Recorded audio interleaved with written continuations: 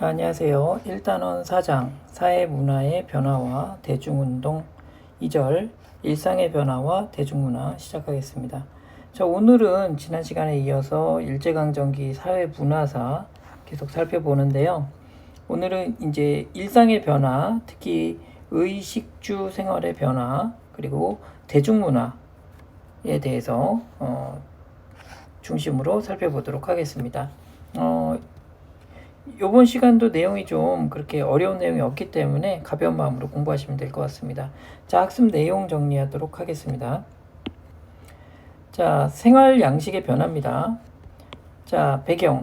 서양식 근대 문화가 확산이 됩니다. 이게 일제강점기에 한정되는 게 아니라 개항 이후에 쭉 이어져 온 현상이죠. 자, 그렇게 되면서 우리 한국인들의 일상이 변화가 되고 점차 문화의 중심이 대중으로 넘어가게 되죠. 이게 대중문화입니다. 대중문화가 형성이 된다. 자, 그리고 이제 우리의 일상생활을 의식주로 많이 표현을 하죠. 자, 의생활부터 보도록 하겠습니다. 서양식 옷차림이 유행을 하는데, 남자 같은 경우는 이제 양복을 입고 구두를 신고 지팡이를 짚고 이렇게 서양의 신사들처럼 하고 다니는 사람들을 모던보이라고 불렀고요. 그리고 서양식 복장을 했던 여성들도 역시 모던걸이라고 이렇게 부르곤 했습니다. 현대적인 어떤 남성과 여성들 이런 모습들이 나오기 시작하는 거죠. 자, 그런데 일제가 색깔옷을 이제 강제하게 됐고요. 그리고 전쟁이 일어난 이후에 30년대에는 국민복과 몸빼 바지를 강요를 하게 됩니다. 그래서 전쟁에 동원하기 위해서 간편하고 간소한 옷을 입어라. 그래서 국민복과 몸빼를 강요하게 됩니다. 노동에 좀 편리하도록 제작된 그런 옷인데 이런 옷들을 입도록 강요합니다. 자, 그다음에 이제 식생활입니다. 일본 음식들이 이제 우리나라에 많이 들어오죠. 우동이나 어묵, 그다음에 중국 음식, 짜장면, 호떡, 서양 음식, 커피나 빵, 아이스크림 이런 것들이 유행을 했고요.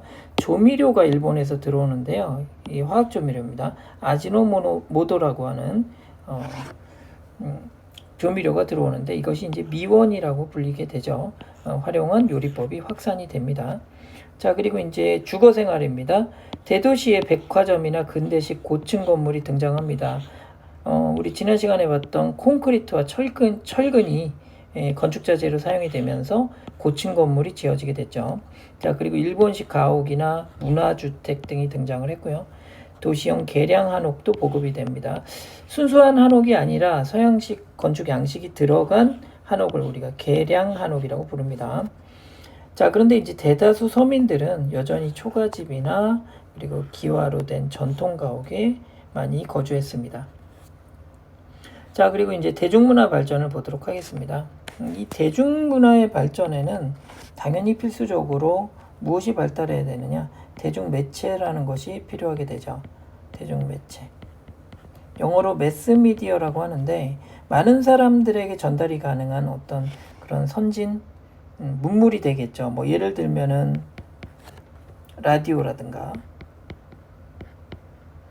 음반이라든가 그리고 영화라든가 이런 것들이 이 시기에 모두 다 도입이 됩니다. 그리고 신문도 있겠죠.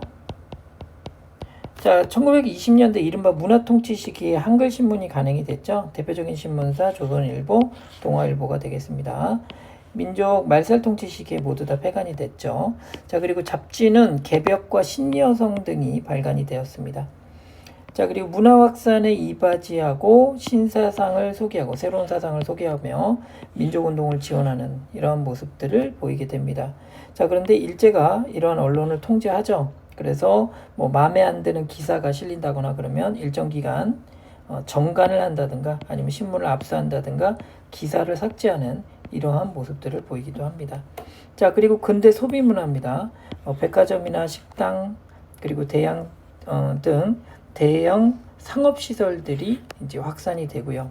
자, 예술적인 측면에서 굉장히 많은 변화가 있게 됩니다. 연극 같은 경우는 이제 서양에서 들어온 신파극이 유행을 하게 됩니다. 일본을 통해서 들어오거든요. 그 당시 이제 일본에서 연극을 공부한 많은 배우라든가 연기자들이 토월회 극예술 연구회 등을 조직을 해가지고 심파극을 보급을 합니다. 무용도 전통 무용을 이제 현대화하는 그런 무용가들이 등장하는데 해외에서 활동했던 그 유명한 무용가가 있습니다. 최승희가 되겠죠. 그 다음에 이제 영화 분야에서는 단성사에서 개봉했던 이 민족영화 아리랑이라는 영화가 있는데요. 여기에 감독, 각본, 주연까지 맡으신 분이 계세요. 이분이 바로 나홍규 선생님입니다. 이분의 작품이 바로 아리랑 되겠습니다. 많은 한국인들의 민족 감정을 불러일으켰던 그런 작품이 되겠고요. 자, 그리고 대중가요로는 이제 축음기, 음반 이런 것들이 보급이 되면서 많은 사람들이 이제 가요를 알고 듣고 또 함께 부르게 됐어요. 이게 이제 대중문화가 되겠죠. 그리고 1927년에 라디오 방송국이 개국을 합니다. 경성방송국인데 라디오 방송으로 대중가요 등을 이제 사람들이 많이 듣게 되는 거예요. 자, 그리고 일제는 이러한 방송을 침략 전쟁을 선전하는 그런 수단으로 만들어서 뭐 가요 같은 것들을 라디오를 통해서 선전하고 홍보하는 그런 일들을 하기도 합니다. 자, 그리고 체육 활동 보도록 하겠습니다. 서양에서 들어온 근대 체육 활동 등이 이제 본격적으로 확대가 됩니다. 뭐 예를 들면 야구라든가 축구, 농구 이러한 대중 스포츠가 자리를 잡게 되고요. 그리고 재밌는 것은 이제 경평 축구 대회가 상당히 인기가 있었는데 서울과 평양의 축구 선수들이 대항전을 여는 거예요. 그래서 경평 축구 대회가 그 당시에 상당히 인기가 많았다. 자, 그리고 우리 한국인으로서 최초로 올림픽 금메달 리스트가 등장을 하게 됩니다. 송기정 선수가 되겠고요. 1936년 베를린 올림픽에서 마라톤 대회에서 우승을 하게 됩니다. 하지만 안타깝게도 그 당시 이 송기정 선수의 가슴에는 그 시상대에서 일장기를 가슴에 달고 나왔었죠.